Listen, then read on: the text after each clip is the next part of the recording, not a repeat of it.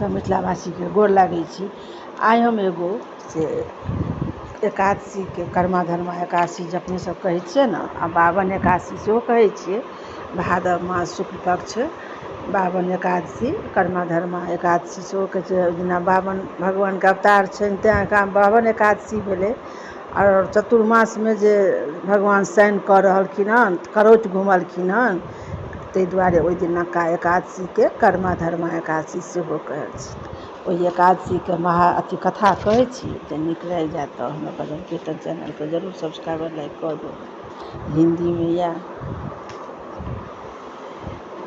इतनी कथा सुनकर पांडु नंदन ने कहा, भगवान अब आप कृपा करके मुझे भाद्रपद शुक्ल पक्ष की एकादशी के महात्म की कथा सुनाइए और यह भी बतलाइए कि इस एकादशी का देवता कौन है, इसकी पूजा की क्या विधि है। युधिष्ठिर ने ऐसे वचन सुन श्री कृष्ण जी से कहा, हे राजन, इस एकादशी का नाम बावन जयंती एवं अंक परिवर्तिनी भी है। जयंती व्रत से बढ़कर और कोई व्रत की ही नहीं। इसके सुनने एवं स्मरण करने मात्र से समस्त पाप नष्ट हो जाते हैं।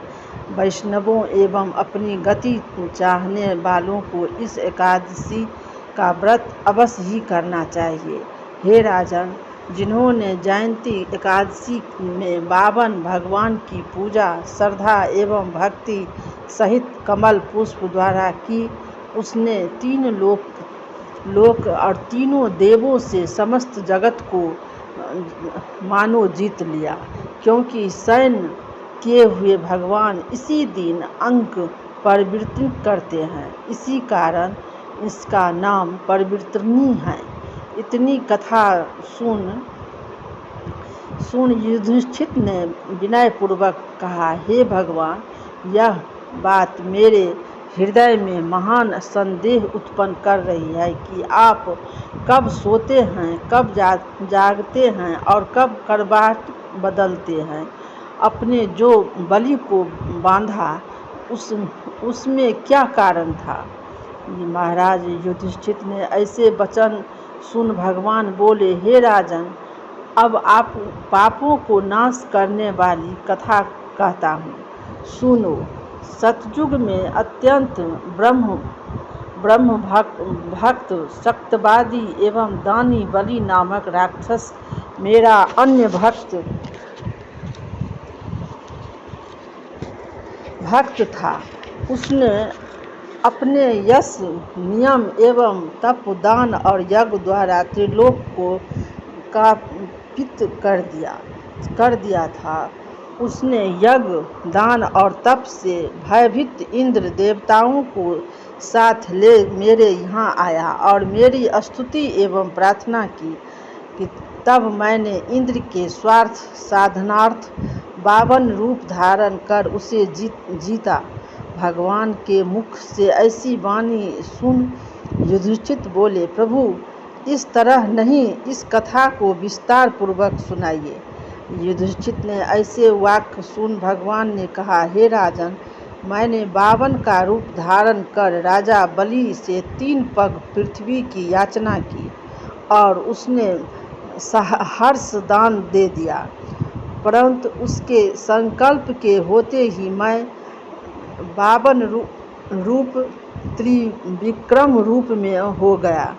भूलोक में नख, भूलोक में जांघ, स्वर्गलोक में काठ और महलोक में उदर, जनलोक में हृदय, तपलोक में कंठ और सत्यलोक में मुंह कर मस्तक को और भी ऊंचा कर दिया।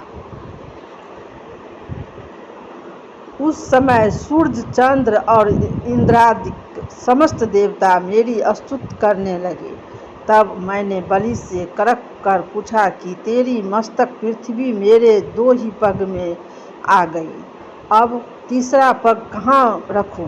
मेरी बात सुन बलि ने अपना मस्तक नत कर दिया। तब मैंने उसके मस्तक पर पैर रख उसे पाताल में पहुंचा दिया। परंतु उसकी अत्यंत अधिक विनयशीलता देख मैंने उससे कहा, हे राजन, अब मैं सर्वदा तेरी ही उपास रहूँगा।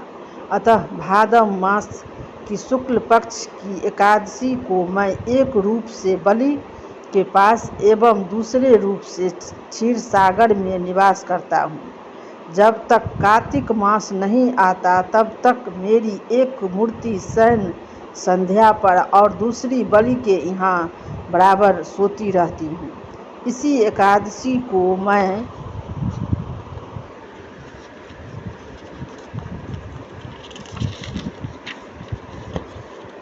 सोता हुआ करवाहट बदलता हूँ।